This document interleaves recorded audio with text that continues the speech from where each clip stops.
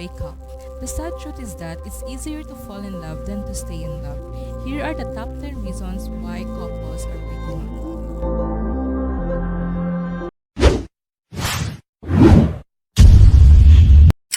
Number 10. Not true love. Not true love. They just love the person physically but not spiritually. They thought it was true love but it was only infatuation. Their relationship craves for physical attention, not for spiritual. If it makes you crazy, it's not love, but if it leads you to understand, then that's true love. Physical love and spiritual love are two kinds of love. Physical love is a love between two bodies, while spiritual love is a love between two souls. Physical love, in this love, you are attracted towards a human. You need a base for that attraction. It can be a face, character, money, or fame, or anything. Physical love fades away when the indifferences appears. Physical love lacks complete acceptance. Physical love based on expectation. It never lasts long. Never ever. The motivation of physical love is only sex and the other material things. There is so much negativity in physical love, where spiritual love is only possible with divine, and sometimes it is possible between two highly spiritual persons. In spiritual love, we do not run behind the motivation of pleasure. There is already so much happiness we are experiencing every second, but we need someone with whom we can share that happiness. We completely accept that person from the soul.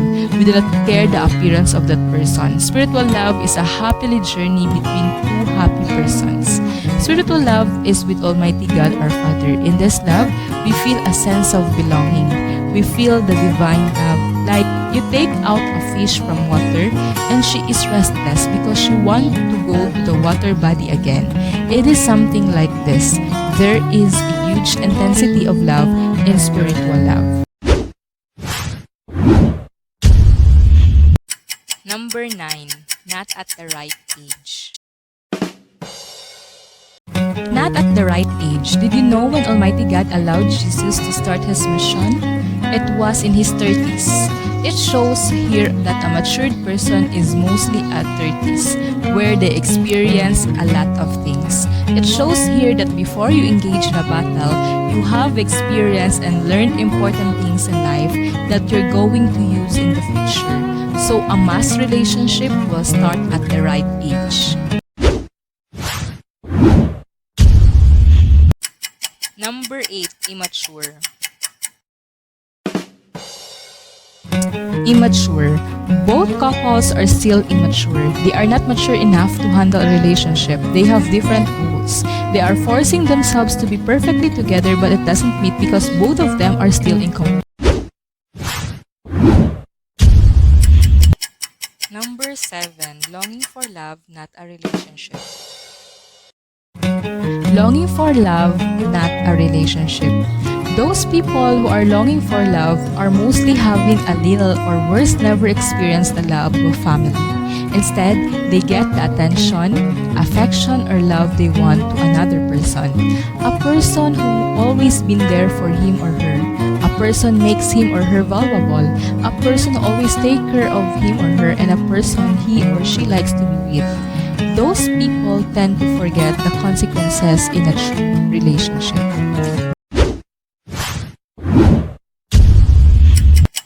Number 6. Forget to serve family first. Forget to serve family first. We thought we could harmonize family and love together at the same time. But at the middle of the relationship, we think our dreams for our family are now behind because we think we spend much of our time with the one we love. And our partner will let us choose family or love. Or maybe our partner will support us, but deep inside, they want the most of our time. Before engaging in a relationship, make sure that you have already achieved your dreams for your family so that it will not be a conflict to your future relationship. Number 5. Rushed into relationship. Rush into relationships. Most of the people rush into relationships because they follow their emotions. They used more of their emotion than their intellectual capacity. They let some other emotion drive them into running to the arms of who could be the wrong person. Because of rushing, people tend to have a little time to think about the possible risks, disadvantages, feasibility, and repercussions involved with the relationships. Number 4, they thought they were ready to engage in relationship but actually not. They thought they were ready to engage in relationship but actually not. Maybe they are just pressured because most of their friends already have boyfriend or girlfriends. Some just fall in love because when the time that she needed someone to cry on, he or she was there. We tend to forget Almighty God our Father will be there for us no matter what we are going through. He is our problem solver and our great protector because He is our Father who loves us more than our earthly Father. When we engage in relationship, make sure we are physically, emotionally, financially, and spiritually ready. Number 3, materialistic goal.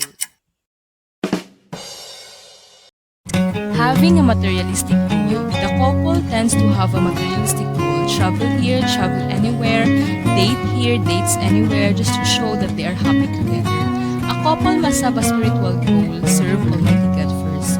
When you both know Almighty God our Father, you can focus on yourself to change bad habits. Prepare yourselves to be good parents, not physically but spiritually. Here comes the good deal of one another. You will not think about infidelity because you know each other. It is a sin against God. You will trust and understand each other more, and you will not let the devil destroy you because you have a strong foundation in our Almighty God our Father. Number 2, knowing each other for a short period of time. Knowing each other for a short period of time. Before entering into a relationship, the most important thing is you know each other well. You need to get to know each other so you can recognize the good and bad behaviors. And if you see or notices each other's bad habits, it is not necessary to leave one behind. All it takes is to change the bad habit and accept each other. By changing the bad behavior, you obey the will of Almighty Father and result to a less fight and more true and great love towards one another.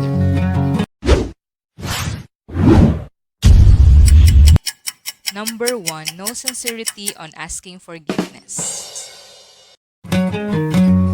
No sincerity on asking forgiveness. In every relationship, we must know how to ask forgiveness for the one we love, like how we ask forgiveness to our Almighty Father.